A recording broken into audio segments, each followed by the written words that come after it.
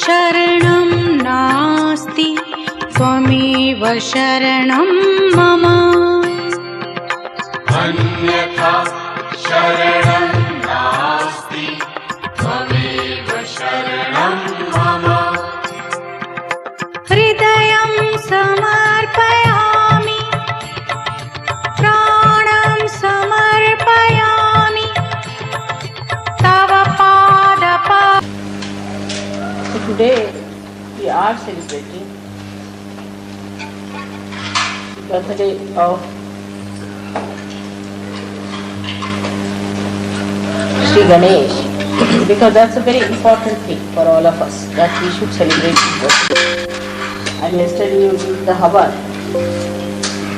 but yesterday we had very new people, so I couldn't talk to you very clearly about Sri Ganesha's deeper manifestation. You know that he resides within us. Vasunyat Murtana, Vasuntara, Vasun, Shant, Vasan. Haji ka jawabdari ne asmane. Now we have a very great asset within us that we know about Sri Ganesh and that we can excite his powers. To manifest Sri Ganesha, we have to do certain amount of tapasya. Penance. First, we have to say when we sit for meditation that I am going to be worthy of your appreciation. Make me humble so that I am appreciated by you and my only desire is to please. Then you sit down in complete preparedness, meditating over your Muladhara, putting your attention to it with absolute purity. Now you have my photograph before you and you tell the photograph that Mother, you who are the Ganesha, Sri Ganesha, you give me wisdom and discretion. So attention at the Muladhara chakra, which is actually below the sacrum bone. You put your right hand towards the photograph and left hand on the measurement. Now, this will tell you that your mind or your brain, which is full of confusion, which has no discretion, which is complicated, which does the same mistakes again and again, which does not understand how to cure the ills of bad thinking. All that can be cured if you put the right hand towards me and the left hand towards the body. So in action you do like that.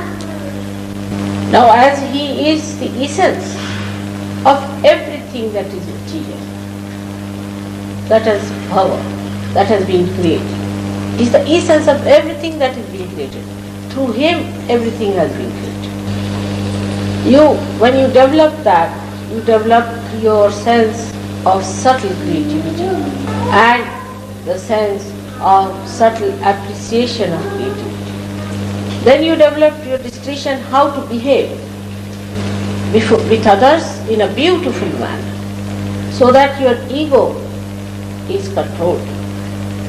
The behavior should be such that there should be no expression of ego in your behavior. Your mother is a good example. I think you know I know quite a lot of things, but I never show nor ever assert that I am so knowledgeable.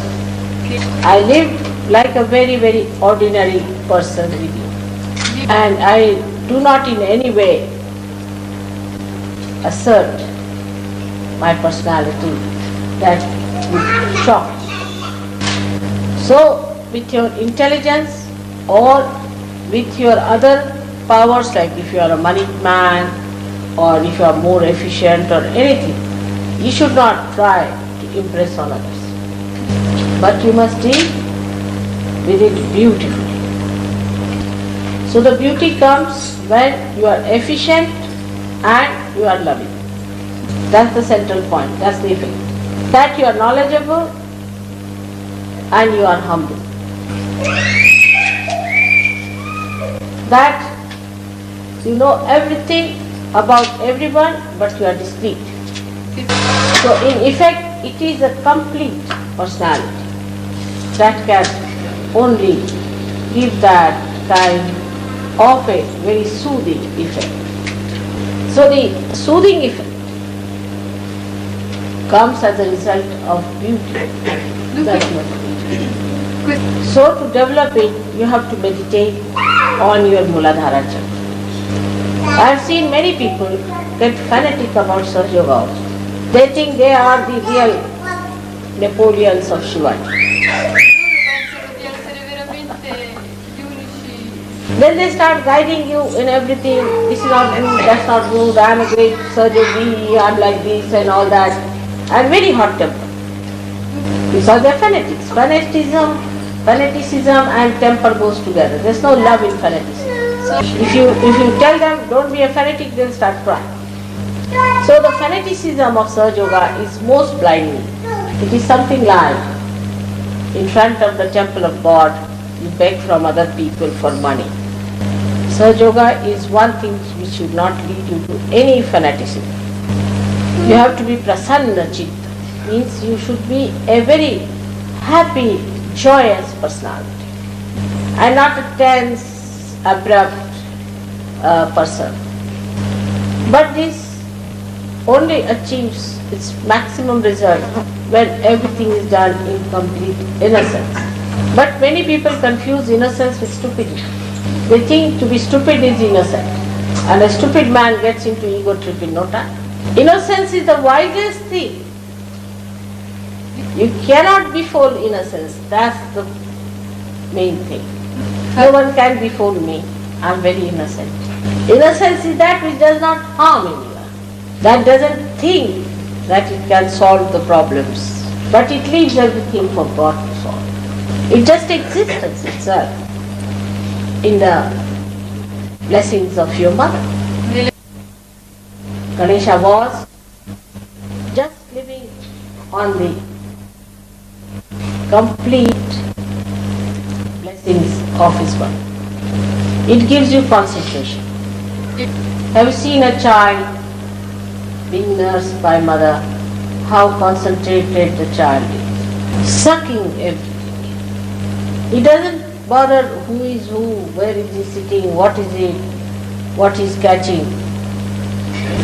He doesn't bother as to who is next to you, what is your relationship with others,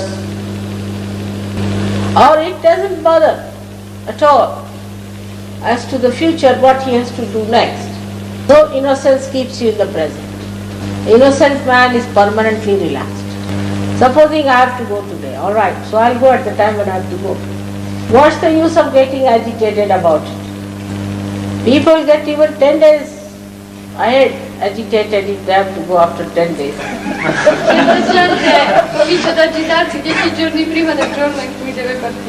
And when it really comes to going, they have forgotten everything. Because they are not in the present. So to develop your innocence also is very good idea, to be in the present. At the most, what's going to happen? I mean, whatever has to happen will happen in any case. So why worry? I'm one person who is least worried, and nothing has gone wrong with me so far. On the contrary, I play tricks that everything goes wrong with people like this. Al contrario, gioco dei trucchetti che fanno in modo che a certa gente che si preoccupa succeda qualcosa di sbagliato. And I want them to learn that this is not so important.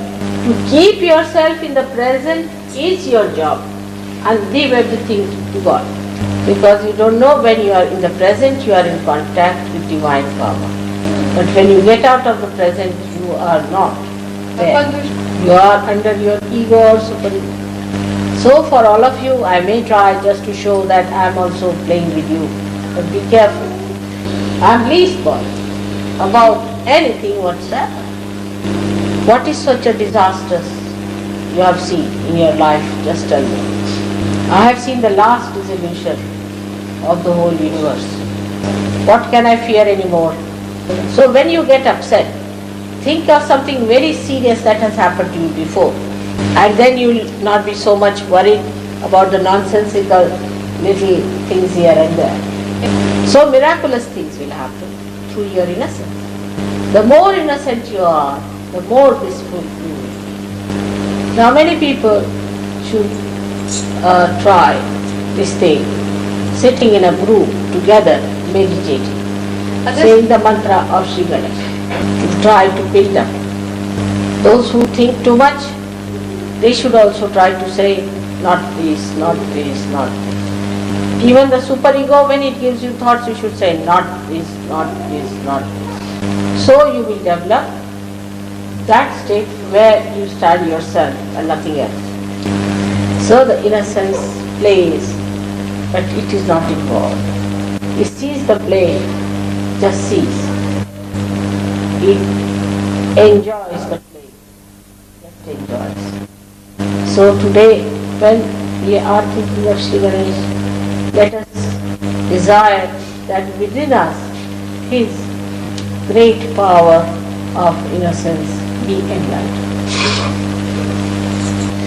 And He is, on the other side, the source of love, the source of emotional security. He is like a child, a very charming, beautiful child. And people feel మనం ఈరోజు శ్రీ గణేష జయంతి ఉత్సవమును జరుపుకొనుచున్నాము.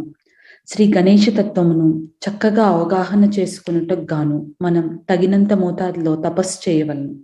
మనం ధ్యానంలో కూర్చున్నప్పుడు ఈ విధంగా చెప్పాలి: నేను మీ చేత మెప్పును పొందే విధంగా తయారు కాబోతున్నాను, నన్ను వినమ్రుణ్ణి చేయుము, నిన్ను సంతృప్తి పరచడమే నా ఏకైక లక్ష్యము అని చెప్పుకోవాలి. ధ్యానం చేయుటకు సిద్ధపడుచు మీరు నా చిత్రపటం ఎదురుగా నేలపై కూర్చోండి. మీ చిత్తమును మూలాధారం పైన ఉంచుతూ సంపూర్ణమైన నిర్మల భావనతో ధ్యానం చేయవలను. అప్పుడు ఈ విధంగా ప్రార్థించండి: శ్రీమాతాజీ, నీవే శ్రీ గణేశుడు, నాకు అమాయకత్వమును, పవిత్రతను, వివేకమును, విచక్షణ జ్ఞానమును ప్రసాదించుము. మీ చిత్తమును వెన్నుముక దిగువ భాగాన గల త్రికోణాకారపు ఎముకకు క్రింది భాగంలోని మూలాధార చక్రం పైన ఉంచండి. కుడి చేతిని శ్రీ మాతాజీ గారి చిత్రపటం దిశగా ఉంచుతూ ఎడమ చేతిని భూమాత మీద ఉంచవలను. ఈ విధంగా ఉంచడం వలన పూర్తిగా గందరగోళంలో ఉండి అనేక సమస్యలతో సతమతమవుతూ మంచి చెడులను గ్రహించి చెడును అరికట్టడం ఏమాత్రం తెలియని మీ మెదడు భాగం నయం చేయబడుతుంది. మీరు క్రియారూపకంగా పై విధంగా చేయండి అని చెప్తున్నారు శ్రీ మాతాజీ. సహజ యోగంలో మూఢభక్తి గలవారిని కూడా నేను అనేక మందిని చూశాను. వారు తమను తాము నిజమైన నెపోలియన్ లేక శివాజీ అని అనుకొందురు. మహారాష్ట్ర అలాంటి వారిని శివాజీ అని అందురు. కానీ నెపోలియన్ కంటే శివాజీ చాలా గొప్పవాడు. అందుచేత అలాంటి వారిని నెపోలియన్లు అంటేనే బాగుంటుంది. ఈ నెపోలియన్లు ప్రతి విషయంలోనూ ఇతరుల మీద పెత్తనం చలాయిస్తూ ఉంటారు. వారు ఇది బాగలేదు, అది బాగలేదు, నేనొక చాలా గొప్ప సహజయోగిని, నీవు ఈ విధంగా ఉన్నావు అంటూ ఇతరులను అన్ని విధాలుగా తప్పులు పడుతూ వారిపై లేనిపోని అధికారాన్ని చలాయిస్తూ ఉంటారు. వారు మూఢులు, ఛాందసులు కనుక కోపావేశపరులుగా ప్రవర్తించుదురు. ఈ మూఢత్వము, కోపావేశము అనే ఈ రెండును ఒకదానికొకటి పెనవేసుకొని ఉండును. ఛాందసం ఉన్న చోట ప్రేమకు తావు లేదు. నీవు ఆ విధంగా ఉండవద్దు అని ఎవరైనా వారికి సలహా ఇస్తే వెంటనే వారు కేకలు పెట్టడం ప్రారంభిస్తారు. సహజయోగంలో ఈ మూఢభక్తి అనేది యథార్థాన్ని గుర్తించలేని అంధత్వంగా పరిగణించబడును. ఇదంతా దేవుడి గుడి ఎదురుగా కూర్చుని భిక్షమెత్తుకోవటం లాంటిది. మిమ్మల్ని ఎలాంటి మూఢ విశ్వాసాలకు గురి చేయకపోవటమే సహజయోగంలోని విశిష్టత. మీరు ఎలాంటి ఆందోళన భరితులైన వారిగా కానీ తొందరపాటు గలవారిగా కానీ నడుచుకొనరాదు. ఎల్లప్పుడూ ప్రసన్న వదనులై, సంతోషభరితులై, ఆహ్లాదకరమైన వ్యక్తిత్వం గలవారిగా ప్రవర్తించాలి. పూర్తిగా అమాయకత్వంతో అన్ని కార్యక్రమాలను నెరవేర్చినప్పుడు సంపూర్ణమైన సత్ఫలితాన్ని మీరు పొందగలుగుతారు. చాలా మంది జనులు అమాయకత్వమును బుద్ధిహీనత అనుకుని తికమక పడుతూ ఉంటారు. వారు బుద్ధిహీనులుగా ఉండడమే అమాయకులుగా ఉండడమని అనుకుంటారు. బుద్ధిహీనుడు అహంకారిగా మారును. నిజానికి అమాయకత్వం అత్యంత వివేకవంతమైనది. మీరు అమాయకత్వంని మోసగించలేరు అని చెప్తున్నారు శ్రీమాతాజీ. మీరెన్నడైనా తల్లి పోషణలో ఉన్న శిశువుని చూచారా? ఎంతో ఏకాగ్రతతో ఆ శిశువు పాలు త్రాగుచూ ఉండును. పాలు త్రాగేటప్పుడు ఆ పసిపాప తనను ఎవరైనా చూస్తున్నారా, ఎవరైనా ఉన్నారా, అది ఏమిటి, వారేమి చేస్తున్నారు, ఇతరులతో గల సంబంధం ఏంటి అని కానీ, లేక భవిష్యత్తును గురించిన ఆందోళన చెందుతూ తాను తర్వాత ఏమి చేయవలను అన్న ఆలోచన గాని పెట్టుకోకుండా ఏకాగ్రతతో పాలు త్రాగుచూ ఉండును. అమాయకత్వం మిమ్మల్ని వర్తమానంలో ఉంచును. అమాయకుడు శాశ్వత విశ్రాంతిమయుడు. ఉదాహరణకు, నేను ఈ రోజున వెళ్ళవలసి ఉన్నది. సరే, నేను ఎప్పుడు వెళ్ళవలసి ఉంటే అప్పుడే వెళతాను. దానికి ఇప్పటి నుంచే ఆదుర్దా పడడం ఎందుకు? కొంతమంది 10 రోజుల తర్వాత వెళ్లే ప్రయాణానికై ఇప్పటి నుండే అమితమైన ఆదుర్దా కనబరుచుతూ ఉంటారు. కానీ చివరకు వెళ్లే రోజున మాత్రం అంతా మర్చిపోతారు. వారు వర్తమానంలో లేకపోవడమే దానికి కారణము. అమాయకత్వం పెంపొందించుకోవటం కోసమే మీరు వర్తమానంలో ఉండడం అనేది బహు చక్కని ఆలోచన. మహా అయితే ఏమవుతుంది? ఏది జరగాలని ఉంటే అదే జరుగుతుంది. దానికి మీరు ఎందుకు ముందు నుంచే ఆందోళనలో మునిగిపోతారు అని శ్రీమాతాజీ గారు చెప్తున్నారు. మీ అమాయకత్వం వల్ల అనేకమైన అత్యద్భుతమైన సత్ఫలితాలను మీరు పొందుతారు. మీరు ఎంతటి అమాయకులుగా ఉంటే అంత పరమానందమును పొందుతారు. ఇప్పుడు మీరంతా కూర్చొని గణేష మంత్రమును జపిస్తూ ధ్యానం చేయుచు మీ అమాయకత్వమును అభివృద్ధి పరచుకున్నట్టుకై ప్రయత్నించండి. చాలా ఆలోచనలు చేయువారు ఇది కాదు, ఇది కాదు, ఇది కాదు అని పలుమార్లు అనుకునవలను. మీ ప్రత్యహంకారము మీకు ఆలోచనలను కలిగించినప్పుడు కూడా ఇది కాదు, ఇది కాదు, ఇది కాదు అని చెప్పవలసి ఉంటుంది. క్రమేణా మీరు తప్ప ఇంకా ఏమీ ఉండని స్థితికి ఎదుగుతారు. అప్పుడు మీ ప్రమేయం ఏమాత్రం లేకుండానే మీ అమాయకత్వం పనిచేయును. అది ఈ జగన్నాటకమునంతటినీ వీక్షించును. కేవలం చూస్తూ ఆనందించుచూ ఉండును.